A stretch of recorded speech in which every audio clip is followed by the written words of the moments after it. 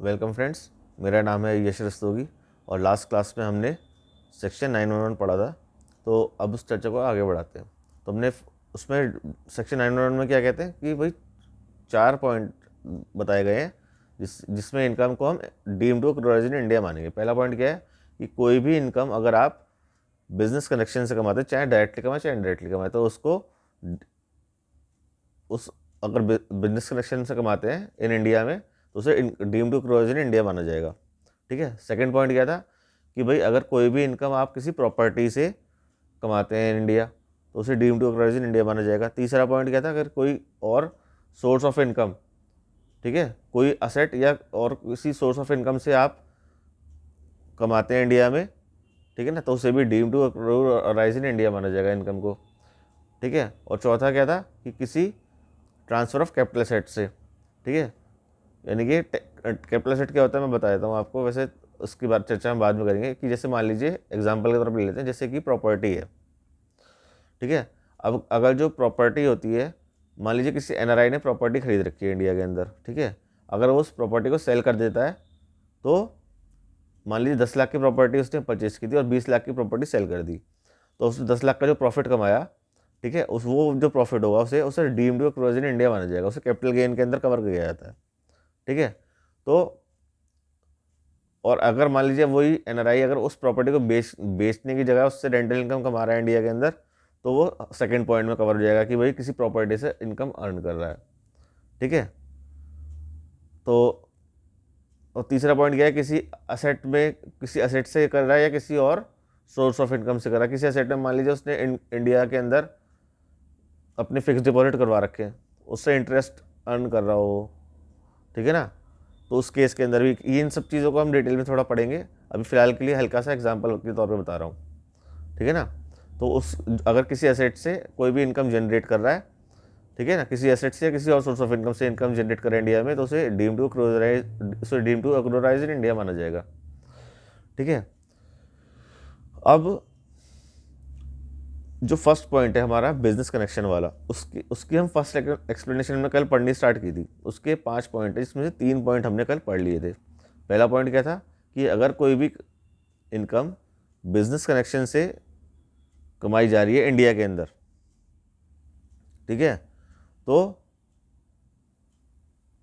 अगर कोई बिजनेस, उसमें पहला पॉइंट ये है कि भाई अगर कोई भी इनकम, अगर किसी बिजनेस के सारे ऑपरेशंस जो है वो इंडिया में नहीं हो रहे, ठीक है, तो उस केस में उस जो बिज़नेस होगा उसकी जो प्रपोर्शनेट इनकम है उसके रिस्पेक्टिव बिजनेस ऑपरेशंस के हिसाब से उतनी ही इनकम को इंडिया में deemed to close in India माना जाएगा, ना कि सारी इनकम को। ठीक है। पर इसकी एक्सेप्शन ये थी कि अगर किसी भी बिजनेस का सिग्निफिकेंट इकोनॉमिक प्रेजेंस इंडिया के अंदर है, ठीक है, अगर सिग्निफिकेंट इकोनॉमिक प्रेजेंस इंडिया के अंदर उस बिजनेस का है तो उसकी सारी की सारी इनकम को डीम टू एक्रोलाइज इंडिया माना जाएगा। ये फर्स्ट क्लॉज है, प्रपोर्शनेट इनकम को डीम टू एक्रोलाइज मानने वाला वो क्लॉज माना नहीं जाएगा। ठीक है। अब सेकंड पॉइंट पे आते हैं। ठीक है। सेकंड, थर्ड और फोर्थ पॉइंट तीनों नॉन रेजिडेंट के लिए। सेकंड पॉइंट यह कहता है कि अगर कोई नॉन रेजिडेंट आउटसाइड इंडिया से इंडिया में गुड्स परचेज करने के लिए आता है और वो उस गुड्स को परचेज करने का पर्पज़ क्या है, एक्सपोर्ट करने का आउटसाइड इंडिया, तो उस केस में उस नॉन रेजिडेंट की जो वो इनकम अर्न करेगा अगर कोई, तो उसको डीम टू क्लोराइज इन इंडिया नहीं माना जाएगा। ठीक है। और उसका कारण क्या बताया था कि भाई गवर्नमेंट चाहती है कि एक्सपोर्ट जो है प्रमोट हो इंडिया का। ठीक है। मैन्युफैक्चरिंग इंडस्ट्री को सपोर्ट मिलता है इससे। ठीक है। और फॉरेन मार्केट कैच करते हैं हम, तो यही सब सोचे गवर्नमेंट ने इस इनकम को डीम टू क्लोज इंडिया नहीं माना है। ठीक है। अगर कोई भी नॉन रेजिडेंट आउटसाइड इंडिया से इंडिया में गुड्स परचेज करके एक्सपोर्ट कर देता है तो उन गुड्स को, ठीक है, उनका मेन पर्पज़ खरीदना है क्या, एक्सपोर्ट करना आउटसाइड इंडिया गुड्स को, तो उस इनकम को जो वो अर्न करेगा, उससे कुछ इनकम को अगर अर्न करता है तो उसको deem to close in India नहीं माना जाएगा। थर्ड पॉइंट क्या है इसका एक्सप्लेनेशन वन का कि भाई अगर कोई भी नॉन रेजिडेंट न्यूज़ एजेंसी है, ठीक है, जैसे कि CNN हो गया, अब वो न्यूज़ चैनल चला रहे हैं और कोई न्यूज़पेपर या कोई मैगजीन है, कोई जर्नल है, ठीक है, ये नॉन रेजिडेंट है और वो इंडिया में आते हैं और इंडिया में आके अगर वो न्यूज़ कलेक्ट करते हैं, ठीक है ना, किसी का इंटरव्यू ले लिया, ठीक है, और वो न्यूज़ कलेक्ट करने के बाद उस न्यूज़ को जो उन्होंने कलेक्ट किया है उसको टेलीकास्ट, ब्रॉडकास्ट या और उसका ट्रांसमिशन आउटसाइड इंडिया अपने देश में करते हैं, ठीक है। तो उस केस में उनकी वो जो कोई इनकम कमाएंगे, ठीक है ना, उसको deem to accrue as in India नहीं माना जाएगा, ठीक है। ये हमारा थर्ड पॉइंट हो गया, यहाँ तक हमने कल पढ़ा था। फोर्थ पॉइंट क्या है, जैसे कि बॉलीवुड वाले होते हैं जैसे ये, ठीक है ना, वो पिक्चर बनाते हैं, ठीक है ना, मूवीज़ बनाते हैं। अब क्या होता है कि ये जो अब ये आपने देखा होगा इनके अवार्ड फंक्शन ये अधिकतर बाहर रखते हैं, आउटसाइड इंडिया रखते हैं, ठीक है, शूटिंग करते हैं आउटसाइड इंडिया करते हैं। तो उसका कारण क्या है? उसका कारण ये है कि भाई जो दूसरे देश होते हैं ना, वो इनको बहुत सी सब्सिडीज़ और कंसेशंस देते हैं, इनको फ्रीडम देते हैं कि भाई आप हमारे यहाँ शूट करो, फैसिलिटीज़ प्रोवाइड करते हैं। इससे क्या होता है कि उन लोगों का ना टूरिज़्म बढ़ता है उस देश का, लोग देखते हैं मूवीज़ के अंदर, तो वो उस देश में लोग टूरिस्ट जाना पसंद करते हैं कि ये यहाँ अच्छी जगह है, तो उस देश का टूरिज़्म प्रमोट होता है इससे। तो इस टूरिज़्म प्रमोट होने के कारण दूसरे देश इस तरह के कंसेशन देते हैं। तो इंडियन गवर्नमेंट ने सोचा कि हम भी क्यों ना वहाँ बाहर के देश के लोगों को इंडिया में बुलाएं। तो फोर्थ पॉइंट जो है वो यही कहता है कि अगर कोई भी नॉन रेजिडेंट, ठीक है, वो इंडिविजुअल हो, फर्म हो या कंपनी हो, ठीक है, वो नॉन रेजिडेंट अगर इंडिया में शूटिंग पर्पस से आता है, तो अगर वो शूटिंग से कोई भी इनकम जनरेट करता है, ठीक है ना, इन इंडिया, तो उसको डीम टू क्रू और अराइज इन इंडिया नहीं माना जाएगा, ठीक है। तो अब मान लीजिए, अब इसके अंदर मैंने इंडिविजुअल फर्म और कंपनी की बात की थी, तो इस पॉइंट को थोड़ा सा एक्सप्लेन करता हूँ कि भाई नॉन रेजिडेंट जो गवर्नमेंट ने माना है इस केस में, उन्होंने ये बोला कि भाई वही नॉन रेजिडेंट क्वालिफाई करेंगे जिसके जैसे इंडिविजुअल है, इंडिविजुअल जो है वो नॉन रेजिडेंट होना चाहिए और वो इंडियन सिटीजन नहीं होना चाहिए। अब यहाँ पे मैं इंडियन सिटीजन भी बोल रहा हूँ साथ में। नॉन रेजिडेंट कैसा हो? अगर इंडिविजुअल के केस में देखेंगे तो वो नॉन रेजिडेंट तो हो ही, साथ में इंडियन सिटीजन ना हो। सेकेंड, फर्म के केस में, फर्म ऐसी फर्म को ही केवल इसके अंदर छूट मिलेगी जो फर्म जो है वो नॉन रेजिडेंट तो हो, पर उसका कोई भी पार्टनर जो है वो भी रेजिडेंट ना हो इंडिया के अंदर, और ना ही कोई वो इंडियन सिटीजन हो, ठीक है। यानी कि ऐसी फर्म जिसके सारे के सारे पार्टनर नॉन रेजिडेंट है और इंडियन सिटीजन नहीं है, ऐसी नॉन रेजिडेंट फर्म, उसी को ये बेनिफिट मिलेगा।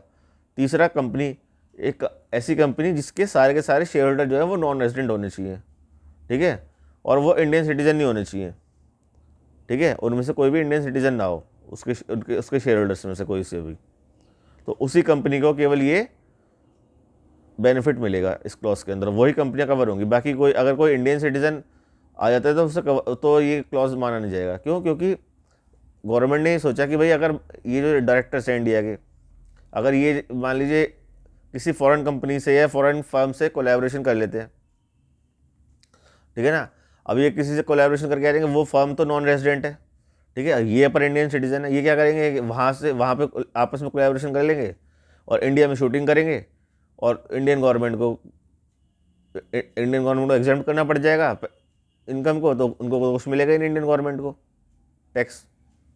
तो इसलिए इंडियन गवर्नमेंट ने कहा कि भाई इंडियन सिटीजन नहीं होना चाहिए हमारा, ठीक है, तो उन्हीं फर्म्स को, कंपनीज को या उसी इंडिविजुअल को हम मानेंगे जो प्योर नॉन रेजिडेंट है, ठीक है। जो भी अगर इंडियन सिटीजन अगर उसमें आ गया, या फिर नॉन रेजिडेंट, अगर नॉन रेजिडेंट हो, इंडिविजुअल कौन हो, नॉन रेजिडेंट, ठीक है, और इंडियन सिटीजन ना हो, फर्म कैसी हो, जिसमें सारे के सारे पार्टनर नॉन रेजिडेंट और इंडियन सिटीजन कोई भी ना हो, और फर्म नॉन रेजिडेंट हो, ठीक है, और ऐसी नॉन रेजिडेंट कंपनी जिसके सारे के सारे शेयर होल्डर जो है वो नॉन रेजिडेंट हो और इंडियन सिटीजन उनमें से कोई भी शेयर होल्डर ना हो, तो उन्हीं को वही इस क्लॉज के अंदर कवर है जिनकी इनकम को deemed to accrue resident India नहीं माना जाएगा, ठीक है। हमने अब ये वाला पॉइंट भी कर लिया। अब अगला पॉइंट क्या है, कोई फॉरेन कंपनी जो एंगेज है किसके बिजनेस में, माइनिंग ऑफ डायमंड के बिजनेस में, ठीक है, अगर वो कोई फॉरेन कंपनी है आउटसाइड इंडिया डायमंड की माइनिंग करती है, ठीक है, उसका डायमंड की माइनिंग का बिजनेस है, ठीक है, अगर वो इंडिया आती है और इंडिया में वो अपनी अनकट और अनअसॉर्टेड डायमंड्स जो होते हैं, ठीक है ना, अनपॉलिश्ड अनअसॉर्टेड डायमंड्स जो होते हैं, उनकी जो है डिस्प्ले लगाती है, कहाँ पे, स्पेशल जोन्स में नोटिफाइड बाय सेंट्रल गवर्नमेंट, केवल वहीं पे, ठीक है। तो ऐसी ऐसी जो फॉरेन कंपनी है, उसके जो अगर वो इस डिस्प्ले से कोई भी पैसे कमाती है तो उसको इंडिया के अंदर तो उसको deem to accrue as an Indian नहीं माना जाएगा, ठीक है। तो ये हमारे 5 पॉइंट, और ये याद रखिए वो इंडियन जो फॉरेन कंपनी है वो आउटसाइड इंडिया माइनिंग का बिजनेस कर रही है, इंडिया में कोई माइनिंग का बिजनेस नहीं कर रही है, वो सिर्फ डिस्प्ले के लिए आई है अपने प्रोडक्ट के लिए, ठीक है ना, कि भाई अनकट और अनअसॉर्टेड डायमंड जो है वो इंडिया में सिर्फ डिस्प्ले कर रही है, वो भी कहाँ पे, स्पेशल जोन्स में नोटिफाइड बाय सेंट्रल गवर्नमेंट। तो ही उस केस में जो इनकम होगी, अगर उसकी कोई इनकम इस डिस्प्ले से कमाती है वो, तो उसको deem to accrue as an Indian नहीं माना जाएगा। तो आज हमने सेक्शन 911 की फर्स्ट पॉइंट की फर्स्ट एक्सप्लेनेशन कवर कर ली, कंप्लीट कर लिया। कल हम सेकंड एक्सप्लेनेशन के ऊपर जाएंगे। आज के लिए इतना ही, थैंक यू।